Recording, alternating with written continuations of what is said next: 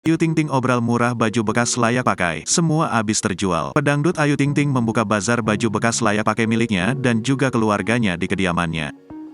Pelantun lagu, Sambalado, itu menjelaskan awal mulanya memiliki ide untuk menjual baju-baju yang sudah tidak dipakainya. Hal itu bermula saat melihat kamar yang berisi baju sudah sangat penuh.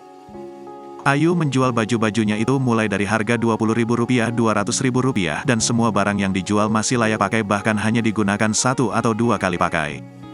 Tak hanya baju, Ayu juga menjual mainan anak-anak milik sang anak yang masih baru-baru dengan harga rata-rata Rp15.000. Wanita yang tengah dekat dengan Boy William itu mengaku senang lantaran bazar bajunya disambut baik oleh masyarakat. Apalagi saat ia tahu jika bukan hanya orang Depok yang datang tapi dari berbagai daerah.